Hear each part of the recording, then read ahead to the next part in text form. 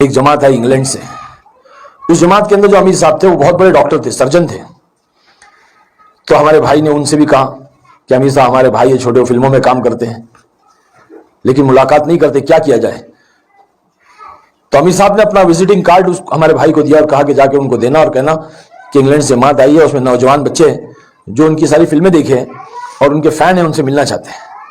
تو ہمارے بھائی نے ہم کو کارڈ لا کر کے دیا, کہا کہ بھائی وہ ڈاکٹر صاحب ہے, بہت بڑے ڈاکٹر ہے, دیکھو ان کی جماعت آئی ہے انگلینڈ سے اور ان میں سب نوجوان بچے ہیں اور وہ آپ کے فین ہیں, آپ سے ملنا چاہتے ہیں. تو میں نے کہا کہ ٹھیک ہے انشاءاللہ ملاقات کریں گے. تو ایک وقت طے ہوا, امیر صاحب ہمارے بھائی اور کچھ ساتھی آئے. تو میں نے کہا ہمارے بھائی سے کہ کہاں ہے ڈاکٹر صاحب؟ تو بتلایا کہ یہ ہے ڈاکٹر صاحب. یہ تو مولوی صاحب ہے. میرے ذہن میں تھا کہ ڈاکٹر تو سوٹ بوٹ میں ہوں گے, سوٹ بوٹ ٹائی لگا کر کے کوئی ڈاکٹر آئے گا, اتنا بڑا ڈاکٹر ہے, اتنا بڑا اس کا پوسٹ ہے. تو کہنے لگے کہ نہیں یہی ڈاکٹر صاحب جو ہے یہی ہے اور یہ سنت لباس میں سنت طریقے میں آئے ہیں.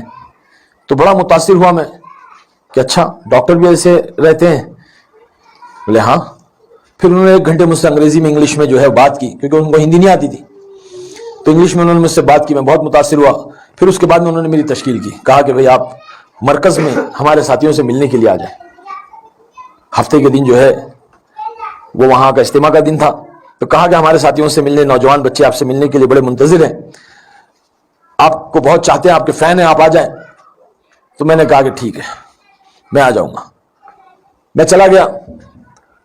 تو جیسے ہی میں مسجد میں گیا تو بچے سب لوگ میرے پیچھے, راکی آ گیا, راکی آ گیا, کیونکہ اس وقت بڑی شہرت تھی اور وہ جیسے ایک نام مل گیا تھا, جو فلم میں نام تھا راکی وہی نام پڑ گیا تھا.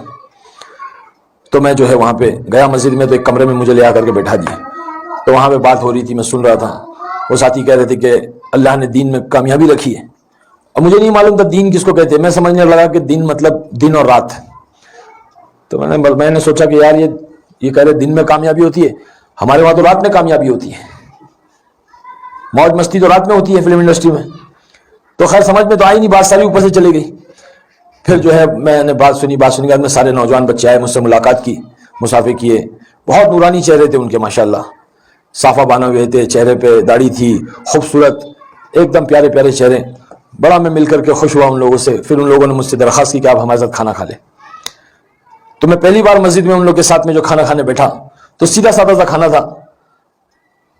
تو میں اکثر کہتا ہوں کہ وہ تبلیغ کی دال نے حرام کی بریانی چھوڑا دی.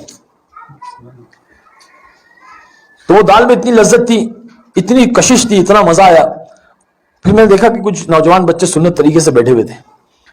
اکڑو طریقہ جو ہوتا ہے, 2 زانوں ایسے بیٹھتے ہیں نا. تو میں نے پوچھا یہ ایسے کیوں بیٹھ کے کھانا کھا رہے ہیں؟ تو بولے سنت طریقہ ہے, اللہ کے نبی کے طریقے میں بڑی کشش ہوتی ہے. تو وہ کشش میرے دل کو اثر کری. میں نے بولا یہ ایسے کیوں بیٹھ کے کھانا کھا رہے ہیں؟ تو بولے یہ جو ہے سنت طریقہ, اللہ کے نبی اس طرح سے بیٹھ کر کے کھانا کھایا کرتے. تو میرے دل میں بات آئی, اگر آدمی اس طرح سے بیٹھ کر کے کھانا کھائے گا تو اس کی پرسنالٹی بہت اچھی رہے گی, کیونکہ ہمارے اس دور میں ہم کو ہمارے جسم کی, ہماری پرسنالٹی کی, ہماری فکر کی بہت ہم کو فکر ہوتی تھی, کیونکہ یہی ہماری دکان تھی, اسی سے ہماری روزی روٹی چلتی تھی. تو میرے دل میں بات آئی کہ تو بہترین طریقہ ہے تو کھانا کھانے کا. پھر کھانا کھا لیے. پھر اس کے بعد میں کہنے لگے کہ آپ ہمارے ساتھ سو جاؤ, آج اللہ کے گھر میں مسجد کی چڑھائی پہ آپ سو جاؤ. آپ تو نرم نرم گدوں پہ سوتے ہو, ایئر کنڈیشن کمروں میں سوتے ہو, 5 اسٹار ہوٹلوں میں سوتے ہو, آج ہمارے گھر اللہ کے گھر میں ہمارے ساتھ سو جاؤ. بار بار یہ کہنے لگے اللہ کے گھر میں, اللہ کے گھر میں, مسجد کی چٹائی میں. تو میں نے بولا بھائی ٹھیک ہے میں سو جاؤں گا. تو سونے کی تیاری کی. کھانا کھایا, کھانے کے بعد میں عشاء کے بعد میں جو ہے کھانا کھا کے سونے کی تیاری ہوئی. تو سونے سے پہلے مشورہ ہوا کہ اللہ کے راستے میں جو جماعتیں آئی ہوئی ہے, اللہ کے راستے میں جو لوگ آئے ہوئے, ان کی نگرانی کرنے کے لیے ساتھی طے کیے جا رہے تھے کہ کون چوکیداری کرے گا, تاکہ یہ اللہ کے راستے میں نکلے ہوئے جو مہمان ہیں ان کی اور ان کے سامان کی چوکیداری کے لیے ساتھی طے کیے جا رہے تھے. تو امیر صاحب نے کہا کہ جو آنکھ اللہ کے راستے میں نکلے ہوئے لوگوں کے لیے جاگے گی, ان کی چوکیداری, ان کی نگرانی کرے گی, تو اس آنکھ کے اوپر اللہ پاک جہنم کی آگ کو حرام کر دے گا. تو یہ بات سن کر کے بہت اچھا لگا. میں نے کہا کہ میں جاگوں گا. بڑے جوش میں تھا میں نے کہا میں جاگوں گا. تو امیر صاحب نے طے کیا ٹھیک ہے, عارف خان صاحب بھی جو ہے وہ رات کو ان کو 2 بجے اٹھا دینا, ابھی آپ آرام کر لو, آپ شوٹنگ سے آئے ہو تو آپ تھکے ہوئے ہو, ابھی آپ آرام کر لو, 2 بجے آپ کو اٹھا دیا جائے گا. تو ایک ساتھی ہے فاروق جناب, وہ آ کر کے اٹھائے انہوں نے مجھے. تو جب میں اٹھا ان کے ساتھ میں ایسی نیند میں جا کر کے میں مسجد کے دروازے پر, مرکز کے دروازے پر بیٹھ گیا. تو فاروق بھائی نے جو ہے وہ اللہ رسول کی بات شروع کی. تو میرے دل میں خیال آیا کہ عارف خان تو اتنا بڑا اسٹار بن گیا ہے، فلم ایکٹر ہو گیا ہے، اور اللہ کے گھر کی چوکٹ پہ بیٹھ کر کے چوکیداری کر رہا ہے. اگر اللہ تجھے کتا بنا دیتا اور کسی کے گھر کا چوکیدار بنا لیتا تو کیا کرتا؟ تو میرے دل میں گھبراہٹ سی پیدا ہونے لگی اور میں ڈر کے جو ہے سوچ رہا تھا. اتنے میں مجھے رونے کی آواز آئی. تو میں نے دیکھا کہ پہلی صف میں کوئی لوگ رات کو تہجد میں رو رہے ہیں، بل بلا کے رو رہے ہیں، دہاڑے مار مار کے رو رہے ہیں. تو میں نے فاروق جناب سے کہا کہ فاروق بھائی یہ کیا بات ہے، کیوں رو رہے اس طرح سے؟ ان کو کیا پریشانی، ان کو کیا تکلیف ہے؟ تو فاروق جناب کہنے لگے کہ یہی تو کام ہے. ہمارے مولانا یونس صاحب رحمۃ اللہ علیہ پونا کے، انہوں نے اس دھارواڑ میں بڑی محنت کی ہے، بلکہ پورے مہاراشٹر میں محنت کی ہے، پورے کوکن پٹے میں محنت کی ہے. بہت بڑے اللہ والے تھے، میرا وقت ان کے ساتھ لگا ہے.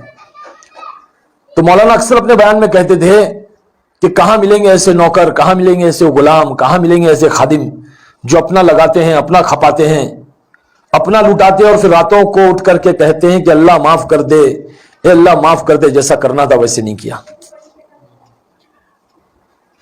بس وہ چیز میں نے دیکھی وہاں پہ کہ لوگ راتوں کو اٹھ کر کے رو رہے ہیں، اللہ جیسا کرنا تھا ویسے نہیں کیا، اے اللہ معاف کر دے. تو میں بڑا پریشان ہوا. میں بولا یہ کیا ماجرا ہے، آج کوئی کسی کے لیے نہیں روتا ہے.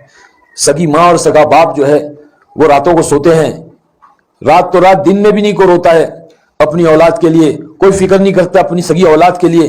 سگی ماں اپنی سگی اولاد کے لیے اتنا نہیں روتی ہے کہ اللہ تو اس کو ہدایت دے دے، اللہ میرے بچے کو نیک صالح بنا دے، دین کا دائی بنا دے، دیندار بنا دے، اللہ معاف کرے. آج کوئی نہیں فکر کرتا اس بات کی، اور یہ دنیا کے لیے رو رہے ہیں، انسانیت کے لیے رو رہے ہیں. تو بڑا تعجب ہوا، بڑا دکھ ہوا. میں اٹھ کر کے گیا، میں نے وضو کیا اور میں نے پہلی بار تہجد کی 2 رکعت نماز پڑھی. نماز تو آتی نہیں تھی پڑھنے کے لیے صحیح ڈھنگ سے، بس نماز پڑھ لی اور اللہ سے دعا کی، اللہ اگر یہ سچے ہیں، ان کا رونا سچا ہے، ان کا یہ کام سچا ہے، اللہ تو جانتا ہے میں تو گنہگار ہوں، تو مجھے ہدایت دے دے اور ان کے ساتھ مجھے جوڑ دے. بس وہ وقت جو تھا وہ ہدایت کا وقت تھا. وہ کہتے ہیں نا کہ اللہ پاک جب ہدایت دینا چاہتا ہے تو ذرہ نواز ہے، اس کو بندے کی ایک ادا ایک بات پسند آ جاتی ہے تو اللہ قبول کر لیتا ہے. تو مجھے لگتا ہے کہ جب میں 2 رکعت پڑھ کے اللہ سے میں نے دعا کی تو اللہ نے مجھے قبول کر لیا، اور اس کے بعد میں جا کر کے سو گیا، اور سونے کے بعد میں اللہ نے وہ نیند نصیب کی، وہ نیند نصیب کی جو مجھے زندگی میں کبھی ویسی نیند نہیں ملی. وہ سکون کی نیند اللہ کے گھر کی چٹائی میں اللہ نے نصیب کی، جو مجھے بڑی بڑی 5 اسٹار ہوٹلوں میں اور جو ہے مجھے نرم نرم گدوں میں وہ نیند نہیں ملی.